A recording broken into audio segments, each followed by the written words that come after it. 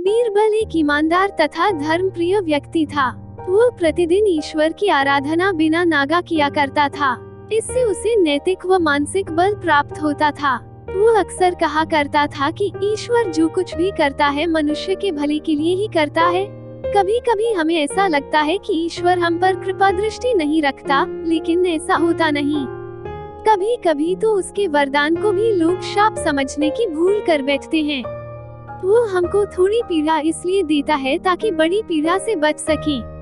एक दरबारी को बीरबल की ऐसी बातें पसंद न आती थी। एक दिन वही दरबारी दरबार में बीरबल को संबोधित करता हुआ बोला, देखो ईश्वर ने मेरे साथ क्या किया। कल शाम को जब मैं जानवरों के लिए चारा काट रहा था तो अचानक मेरी छोटी उंगली कट गई।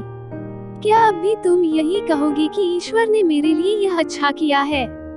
कुछ देर चुप रहने के बाद बोला बीरबल, मेरा अब भी यही विश्वास है, क्योंकि ईश्वर जो कुछ भी करता है मनुष्य के भले के लिए ही करता है। सुनकर वह दरबारी नाराज हो गया कि मेरी तो उंगली कट गई और बीरबल को इसमें भी अच्छाई नजर आ रही है। मेरी पीड़ा तो जैसे कुछ भी नहीं। कुछ अन्य दरबारियों ने भी उसके सुर में सुर मिलाया। तभी बीच में हस्तक्षेप करते हुए बादशाह अकबर बोले, बीरबल हम भी अल्लाह पर भरोसा रखते हैं, लेकिन यहाँ तुम्हारी बात से सहमत नहीं। इस दरबारी के मामले में ऐसी कोई बात नहीं दिखाई देती जिसके लिए उसकी तारीफ की जाए। बीरबल मुस्कुराता हुआ बोला, ठीक है जहाँ पनाह, समय ही बताएगा। अब 3 महीने बीत चुके थे। वह दरबारी जिसकी उंगली कट गई थी, घने जंगल में शिकार खेलने निकला हुआ था। एक हिरन का पीछा करते वह भटककर आदिवासियों के हाथों में जा पड़ा। वे आदिवासी अपने देवता को प्रसन्न करने के लिए मानव बलि में विश्वास रखते थे। अतः वे उस दरबारी को पकड़कर मंदिर में ले गए बलि चढ़ाने के लिए।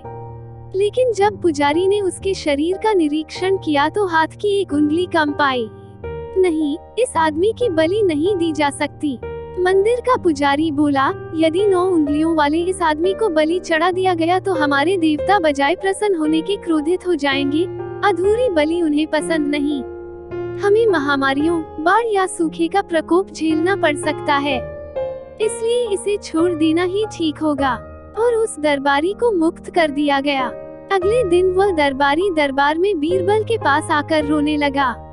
तभी बादशाह भी दरबार में आ पहुँचे और उस दरबारी को बीरबल के सामने रोता देखकर हैरान रह गए। तुम्हें क्या हुआ, रो क्यों रहे हो? अकबर ने सवाल किया। जवाब में उस दरबारी ने अपनी आपबीती विस्तार से कह सुनाई।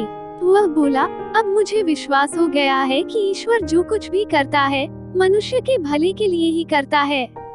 यदि मेरी उंगली न कटी होती तो निश्चित ही आदिवासी मेरी बलि चढ़ा देते। इसलिए मैं रो रहा हूँ, लेकिन ये आंसू खुशी के हैं। मैं खुश हूँ क्योंकि मैं जिंदा हूँ।